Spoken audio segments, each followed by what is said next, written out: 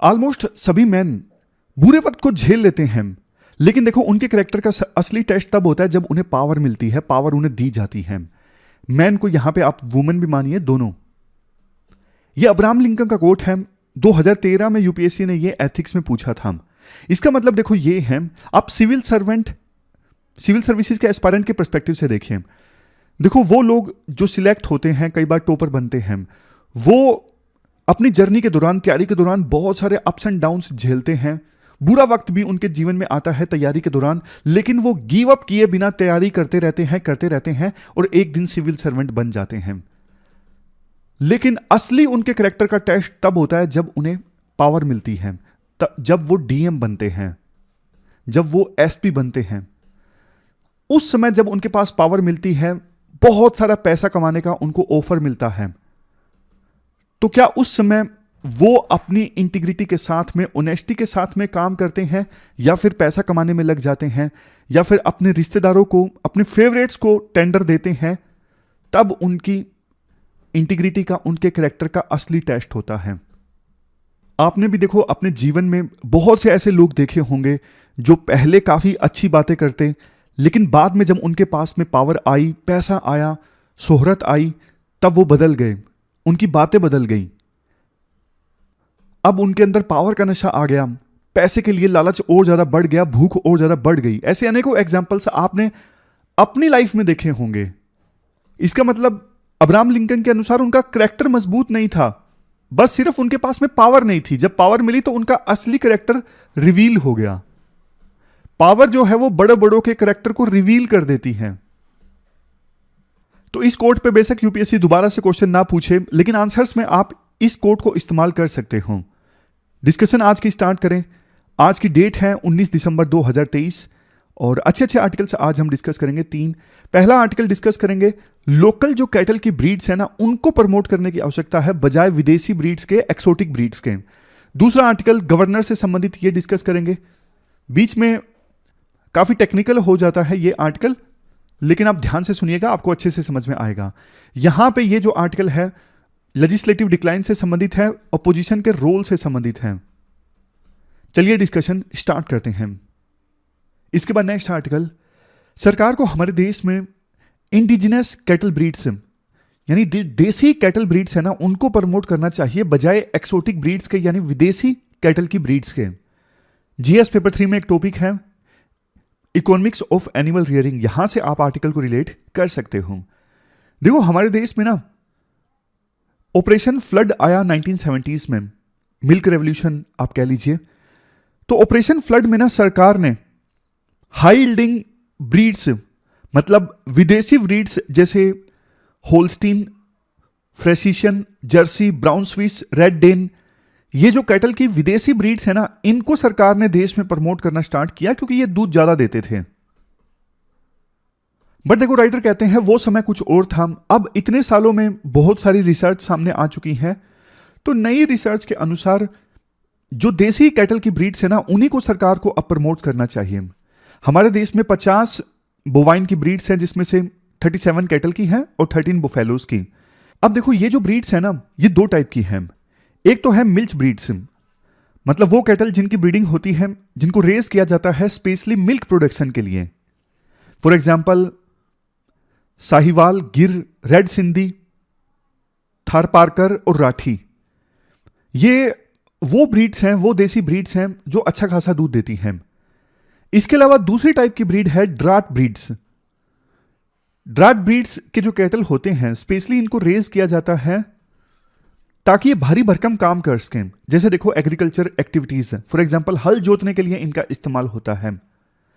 इनके एग्जांपल हैं, इनके एग्जांपल नहीं दिए राइटर ने आर्टिकल में, लेकिन देखो कुछ ब्रीड्स हैं, फॉर एग्जांपल कंकरेज, ओंगोल और हरियाणा, ये वो ब्रीड्स हैं जो दोनों टाइप के काम कर सकते हैं, मतलब दूध भी अच्छा खासा देते हैं और भारी भरकम काम करने के लिए भी इनका इस्तेमाल होता है। तो ये ड्यूल ब्रीड्स हैं। इसके बाद राइटर बताते हैं इंडियन काउज की खास बात क्या है, कैसे इंडियन काउज फीचर्स के मामले में एक्सोटिक ब्रीड्स यानी विदेशी कैटल से अलग हैं। देखो हम्प, ये जो कुबड़ है ना, ये इंडियन काउज में होता है। इस हम्प का फायदा ये होता है भारी भरकम सामान भी इंडियन काउज आसानी से उठा लेती हैं हम्प की वजह से, इस कुबड़ की वजह से। ये हम्प एक्सोटिक ब्रीड्स में नहीं होता है। नेक्स्ट है ड्यूलैप। ड्यूलैप मतलब ये देखो, ये जो हिस्सा है ना, ये जो लटकता रहता है, इसको कहते हैं ड्यूलैप यानी झल्ला। हिंदी में इसे गलफड़ा भी कहते हैं, इंग्लिश में कहते हैं ड्यूलैप। इससे ये होता है, जो काउज है ना, इंडियन काउज, उनके अंदर हीट रेसिस्टेंस का फीचर आता है इस ड्यूलैप की वजह से, यानी गलफड़े की वजह से। समझ गए ना कौन से फीचर की बात कर रहा हूं मैं? ये जो नीचे लटकता स्किन का हिस्सा होता है, इसे कहते हैं ड्यूलैप। इससे हीट रेसिस्टेंस की ताकत आती है देसी ब्रीड्स में। नेक्स्ट है डंग। देखो, इंडियन काउज का जो गोबर है ना, वो इस्तेमाल होता है एग्रीकल्चर एक्टिविटीज में, खाद के तौर पे, मेडिसिन में इस्तेमाल होता है, लेकिन फॉरेन ब्रीड्स का गोबर कोई काम का नहीं होता। अब रीजंस की बात करते हैं राइटर। इंडिजिनस कैटल ब्रीड को क्यों प्रेफर करना चाहिए एक्सोटिक ब्रीड्स के? सबसे पहला है अफोर्डेबिलिटी। देखो, जो देसी ब्रीड्स है ना, वो सस्ती हैं, उनको मेंटेन करना ज़्यादा इजी है। जो विदेशी कैटल है ना, उनको ज़्यादा रिच डाइट चाहिए, मतलब ज़्यादा पैसा चाहिए, रेगुलर बेसिस पे उनको नहलाना पड़ता है, पंखा चाहिए क्योंकि उनको गर्मी ज़्यादा लगती है, एक सेपरेट एनक्लोजर चाहिए। तो ये सारी चीज़ें उन्हें चाहिए विदेशी ब्रीड्स को। Next, adaptability. जो एक्सोटिक ब्रीड्स है ना, विदेशी गायें, वो देखो हीट और ह्यूमिडिटी को अच्छे से सहन नहीं कर पाती, जबकि इसके विपरीत इंडिजिनस ब्रीड्स जो है ना, जैसे गिर, लक्ष्मी, ये ज़्यादा एडेप्टेबल होते हैं जैसे जैसे मौसम बदलता है हमारे देश में। क्योंकि सदियों से इंडियन एग्रीकल्चर में इन्हें यूज़ किया जाता रहा है, तो ये ज़्यादा हीट टॉलरेंट होती है, डिजीज़ को रेसिस्ट करती हैं, जबकि जो विदेशी ब्रीड्स हैं ना, उनको जल्दी डिजीज़ हो जाते हैं।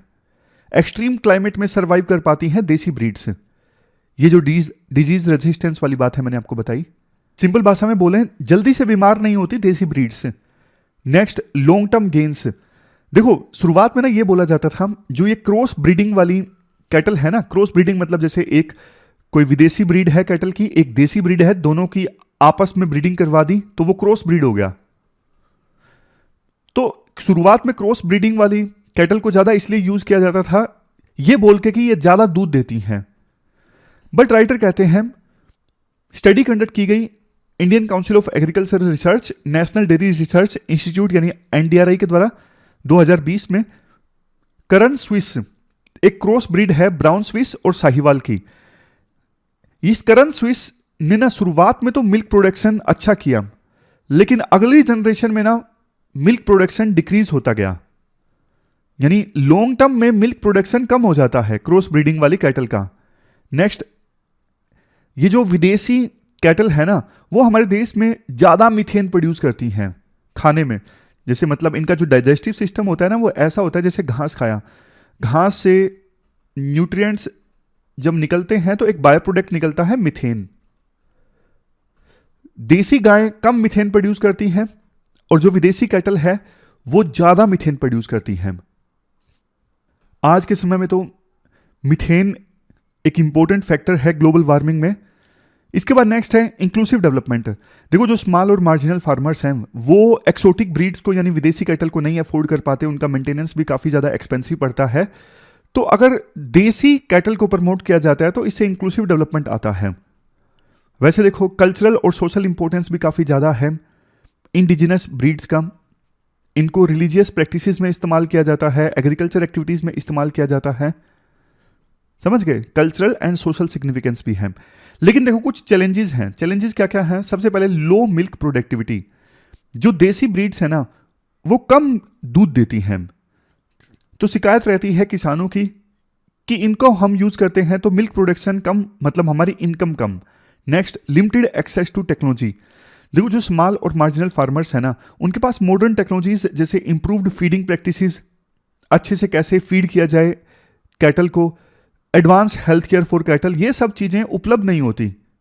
इसकी वजह से ना जो देसी ब्रीड्स है ना, उनका जेनेटिक पोटेंशियल और ओवरऑल प्रोडक्टिविटी जो है वो इंप्रूव नहीं हो पाती।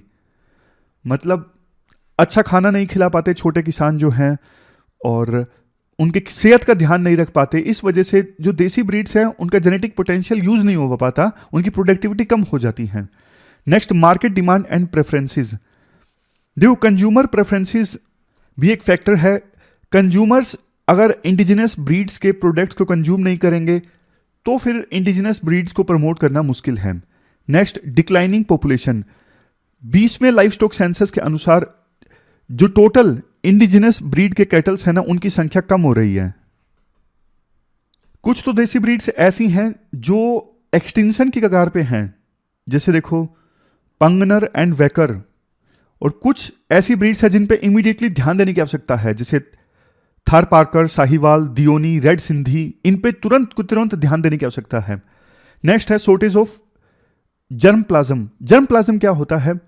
देखो ऑर्गेनिज्म के जो रिप्रोडक्टिव सेल्स होते हैं ना, फॉर एग्जांपल स्पर्म में मौजूद जीन्स या फिर जेनेटिक मटेरियल, उसको बोलते हैं जर्म प्लाज्म। हमारे देश में ना क्वालिटी जो जर्म प्लाज्म है ना इंडिजिनस कैटल ब्रीड्स का, उसकी कमी है। 56 सीमन स्टेशंस हैं, लेकिन ज़्यादातर जो सीमन स्टेशंस है ना वो बफेलो के सीमन का या फिर एक्सोटिक या फिर क्रॉस ब्रीड जो कैटल है ना उन्हीं के जर्म प्लाज्म को कैटर करते हैं। इंडिजिनस कैटल ब्रीड का जर्म प्लाज्म मुश्किल से मिलता है। अब लास्ट में बारी आती है क्या करना चाहिए। सबसे पहले प्रोडक्ट की डिमांड को इंक्रीज किया जाए। इंडिजिनस कैटल मिल्क की डिमांड को इंप्रूव करने की आवश्यकता है। अभी देखो जो मिल्क कोऑपरेटिव्स है ना वो विदेशी ब्रीड के कैटल को ही ज़्यादा तवज्जो देती हैं, क्योंकि जाहिर तौर पे वो ज़्यादा दूध देती हैं। क्वांटिटी को ज़्यादा तवज्जो दी जाती है मिल्क कोऑपरेटिव्स के द्वारा, क्वालिटी को उतनी तवज्जो नहीं दी जाती। तो यहाँ पे अवेयरनेस फैलाने की आवश्यकता है, एजुकेट करने की आवश्यकता है। वर्कशॉप्स के माध्यम से, सेमिनार के माध्यम से किसानों को, वेटनरी डॉक्टर्स को, दूसरे स्टेक होल्डर्स को ज़्यादा R&D की आवश्यकता है इंडिजिनस ब्रीड्स में। लाइफ स्टॉक से संबंधित एक्सटेंशन सर्विसेज प्रोवाइड की जाएं किसानों को, कैसे लाइव स्टॉक को पालना है, कैसे यूज करना है, उनको ट्रेनिंग दी जाए फील्ड में जाके। Indigenous breeds in dairy development programme, जो अलग अलग राज्यों के डेयरी डेवलपमेंट प्रोग्राम्स है ना, उन डेयरी डेवलपमेंट प्रोग्राम्स में इंडिजिनस कैटल ब्रीड्स को ज्यादा प्रमोट किया जाए।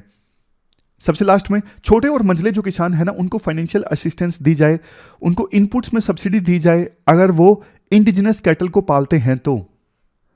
जैसे देखो राष्ट्रीय गोकुल मिशन है, ये अभी चल रहा है राष्ट्रीय पशुधन विकास योजना के तहत। ये सभी कैटल और बफेलोज के लिए है इंडिया में, specially small and marginal farmers के लिए ये है। तो ये पूरा आर्टिकल हमने डिस्कस किया, देसी कैटल ब्रीड्स को ज्यादा प्रमोट करने की आवश्यकता है। इसके बाद देखो नेक्स्ट आर्टिकल जो है वो गवर्नर से संबंधित है। आप जीएस पेपर सेकंड के इस टॉपिक से आर्टिकल को रिलेट कर सकते हो। देखो 10 नवंबर 2023 केस का नाम था state of Punjab versus principal secretary to governor of Punjab. इस केस में सुप्रीम कोर्ट ने एक बहुत ही अहम जजमेंट दिया। सुप्रीम कोर्ट ने आर्टिकल 200 हमारे संविधान का आर्टिकल 200 जो है ना उसको इस प्रकार से इंटरप्रेट किया कि जब कोई बिल जाता है ना गवर्नर के पास में, तो गवर्नर के पास में बिल को रिजेक्ट करने का कोई ऑप्शन नहीं है। गवर्नर ज्यादा से ज्यादा बिल को रिकंसिडर करने के लिए भेज सकते हैं असेंबली के पास में, और असेंबली या तो गवर्नर की रिकमेंडेशन के हिसाब से बिल में कुछ बदलाव लाती है या फिर नहीं लाती है, फिर से दूसरी बार उसी बिल को भेज देती है गवर्नर के पास में। तो इस बार गवर्नर के पास में कोई ऑप्शन नहीं है बजाय उस बिल को एसेंट देने के। यह चीज क्लियर कर दी सुप्रीम कोर्ट ने अपने 10 नवंबर 2023 के जजमेंट में।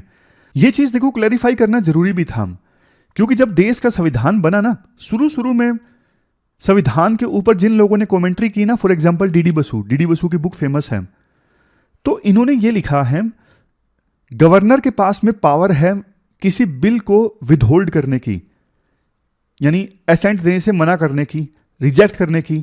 और गवर्नर की जो ये पावर है वो एब्सोल्यूट है कि एक बार अगर गवर्नर ने किसी बिल को एसेंट देने से मना कर दिया ना, तो बिल फिर डाई डाउन हो जाएगा, बिल फिर खत्म हो जाएगा वहीं की वहीं।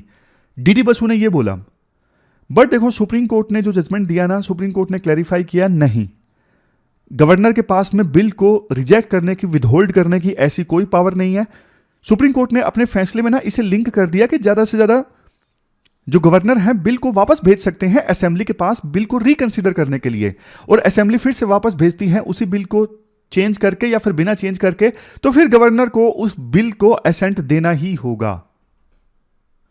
राइटर कहते हैं चलो सुप्रीम कोर्ट ने ना इस चीज को क्लैरिफाई कर दिया, अच्छी चीज है, बट दो चीजों को लेकर ना अभी भी डाउट है।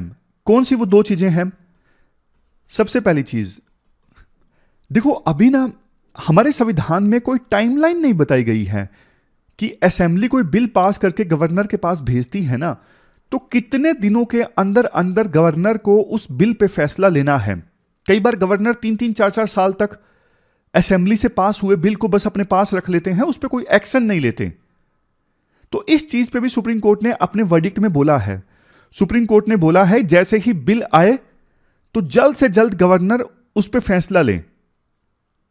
हालांकि सुप्रीम कोर्ट ने टाइमलाइन तो नहीं रखा कि हां भैया 10 दिनों के अंदर फैसला लेना है, 1 महीनों के अंदर रखना है, लेकिन सुप्रीम कोर्ट ने साफ साफ बोल दिया गवर्नर के पास बिल आए तो तुरंत की तुरंत फैसला गवर्नर उस पर लें।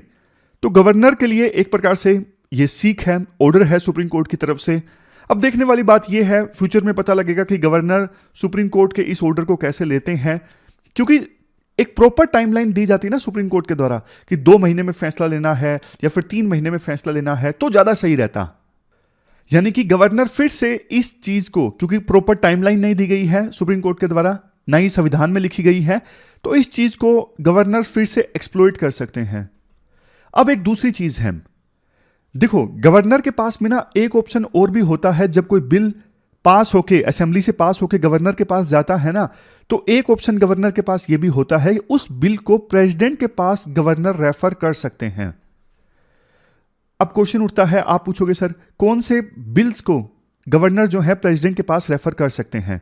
देखो एक चीज तो हमारे संविधान में साफ साफ लिखी गई है, ऐसा कोई बिल जो उस राज्य की हाईकोर्ट की पावर छीनता है।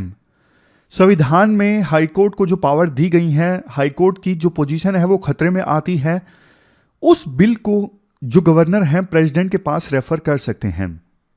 मतलब ऐसे बिल्स को तो गवर्नर को प्रेसिडेंट के पास भेजना ही होगा। लेकिन इसके अलावा ध्यान से सुनिएगा, ऐसे बिल्स जो हाईकोर्ट की पावर छीनते हैं वो तो गवर्नर को प्रेसिडेंट के पास भेजने ही है, रेफर करने ही हैं। लेकिन बाकी कौन से बिल गवर्नर जो है प्रेसिडेंट के पास भेज सकते हैं, इस चीज के बारे में हमारे संविधान में कुछ भी नहीं लिखा गया है। हालांकि 2 इनडायरेक्ट रेफरेंस जरूर दी गई हैं। कौन कौन से इनडायरेक्ट रेफरेंस है? जैसे संविधान का आर्टिकल 213 है, यह इनडायरेक्टली बोलता है कि गवर्नर कौन से बिल को प्रेसिडेंट के पास रेफर कर सकते हैं। आर्टिकल 213 में यह बोला गया है कि देखो कुछ केसेस में गवर्नर ऑर्डिनेंस को प्रोमिलगेट तभी कर सकते हैं जब प्रेसिडेंट से इंस्ट्रक्शन मिल गई हो। फिर से बोलता हूं ताकि आपको आसानी से समझ में आ जाए। हमारा पॉइंट यह चल रहा था कि किन केसेस में गवर्नर जो है प्रेसिडेंट को बिल रेफर कर सकते हैं। यह संविधान में इनडायरेक्टली 2 प्लेसेस पे मेंशन्ड है, डायरेक्टली कहीं पे मेंशन्ड नहीं है। पहला प्लेस पे जहां पे यह इनडायरेक्टली मेंशन्ड है संविधान का आर्टिकल 213, जहां पे यह बोला गया है कुछ केसेस में गवर्नर को ऑर्डिनेंस प्रोमुलगेट करने के लिए प्रेसिडेंट की इंस्ट्रक्शन लेना जरूरी होता है। अब आप थोड़ा और ध्यान से सुनिएगा, इसी आर्टिकल के क्लास बी में बोला गया है, देखो अगर गवर्नर को लगता है, अगर गवर्नर को यह लगता है ना कि यह बिल अगर असेंबली में आता तो मैं इसे प्रेसिडेंट को रेफर करता, असेंबली से पास होके ये बिल अगर मेरे पास आता तो मैं इसे जरूर प्रेसिडेंट को रेफर करता। लेकिन अब चूंकि उसी बिल को मैं एज ए ऑर्डिनेंस प्रोमुलगेट कर रहा हूं, तो ऑर्डिनेंस प्रोमुलगेट करने से पहले ही प्रेसिडेंट की इंस्ट्रक्शन जरूरी है। यह बोला गया है आर्टिकल 213 के क्लास बी में। अब देखो यहां पे ना राइटर ने बोला है डीम्ड इट नेसेसरी। गवर्नर को अगर लगता है कि यह बिल प्रेसिडेंट को रेफर करना आवश्यक है, तो फिर उस बिल को एज ए ऑर्डिनेंस प्रोमुलगेट करने से पहले प्रेसिडेंट की इंस्ट्रक्शन गवर्नर ले सकते हैं। राइटर कहते हैं डीम्ड इट नेसेसरी का मतलब यह होता है कि गवर्नर को ना संविधान की वैल्यूज के हिसाब से काम करना है, संविधान की स्कीम के हिसाब से काम करना है। अपनी मनमर्जी के साथ गवर्नर नहीं काम कर सकते, किसी भी बिल को वो प्रेसिडेंट को रेफर नहीं कर सकते अपनी मर्जी के हिसाब से।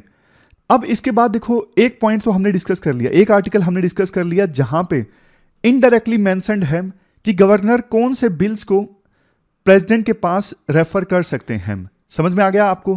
पॉइंट बिल्कुल क्लियर है कि गवर्नर को कोई ऑर्डिनेंस प्रोमुलगेट करना है, तो गवर्नर ये देखेंगे कि अगर ये बिल मेरे पास आता असेंबली से पास होके तो इसे मैं प्रेसिडेंट के पास रेफर करता, लेकिन अब जो कि असेंबली से पास होके नहीं आया, मैं उसको एज ए ऑर्डिनेंस प्रोमुलगेट कर रहा हूं, तो फिर मैं पहले प्रेसिडेंट की इंस्ट्रक्शन ले लूंगा कि क्या यह मैं ऑर्डिनेंस पास कर दूं मैं।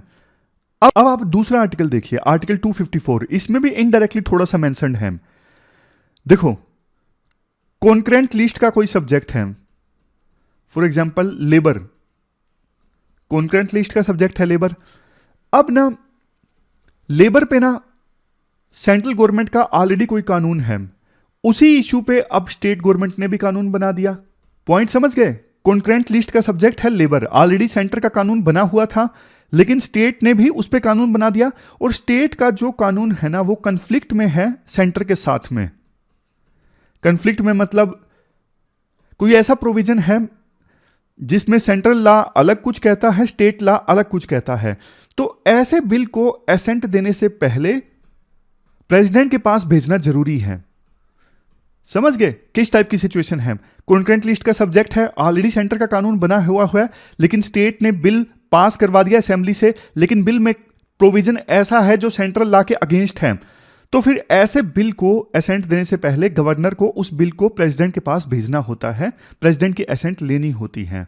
तो इस प्रकार से दो जगह यह मेंशन है कि कब कब गवर्नर किसी बिल को प्रेसिडेंट के पास भेज सकते हैं, इनडायरेक्टली मेंशन्ड है।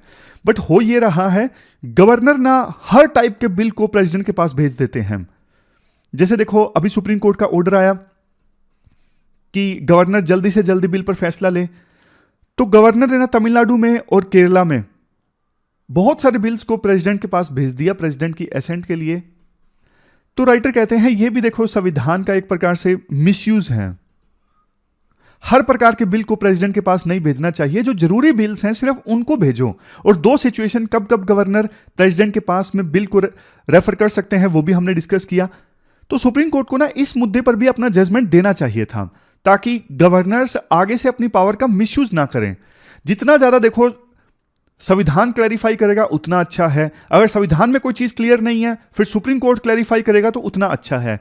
जितना ही क्लैरिफिकेशन नहीं होगा उतना ही प्रोविजंस का मिसयूज होगा, पावर्स का मिसयूज होगा, ये राइटर बोलते हैं।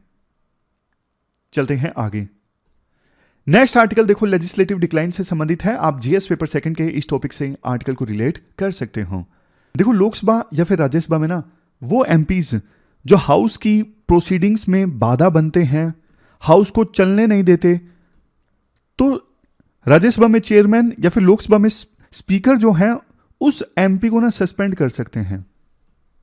समय समय पे एमपीज को सस्पेंड किया भी जाता है। 2014 से लेके अभी तक 2023 के अंत तक ऑलमोस्ट 90 के आसपास एमपीज को सस्पेंड किया गया है।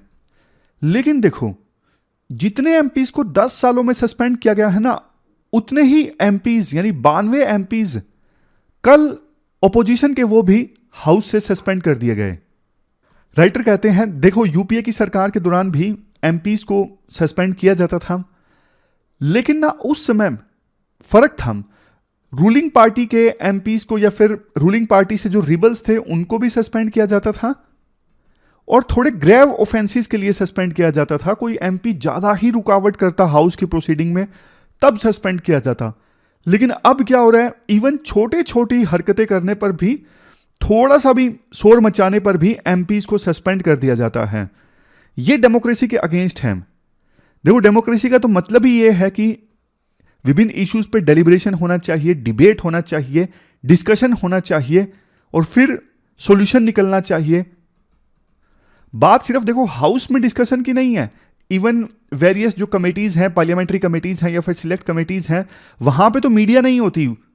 जो कमेटीज में डिस्कशन होती है वो तो टीवी पर भी नहीं आती, लेकिन वहां पर भी यही उम्मीद की जाती है डेलिब्रेशन, डिबेट, डिस्कशन ये सब हो। मकसद एक ही हो कि ऐसा सॉल्यूशन निकल के आए जो जनता के हित में हो किसी भी इश्यू पर। अब देखो इश्यू ये था जिस इश्यू की वजह से ऑपोजिशन के एमपीज को सस्पेंड किया गया, पार्लियामेंट में ब्रीच हुई। पार्लियामेंट में ब्रीच हुई सिक्योरिटी को लेकर बहुत बड़ी। तो विपक्ष की डिमांड यह थी कि होम मिनिस्टर जो है इस इश्यू पे स्टेटमेंट दे, डिस्कशन हो इस इश्यू पर, हाउस के अंदर, लेकिन ऐसा नहीं हुआ।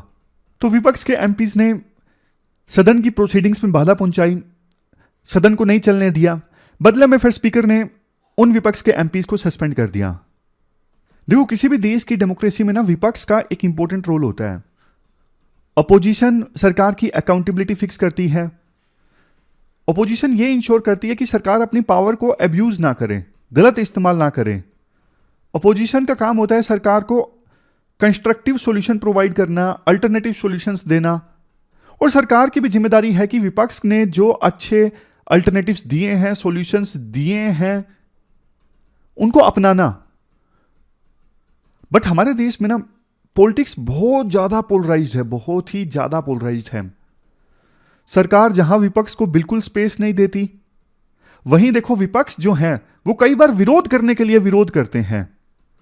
मतलब कुछ चीजें सरकार अच्छा भी करती है तो भी विपक्ष उसका विरोध ही करता है। हर चीज पे विरोध करना यह विपक्ष का काम हो गया है। मतलब दोनों तरफ से गलतियां हैं, सरकार की तरफ से भी और विपक्ष की तरफ से भी।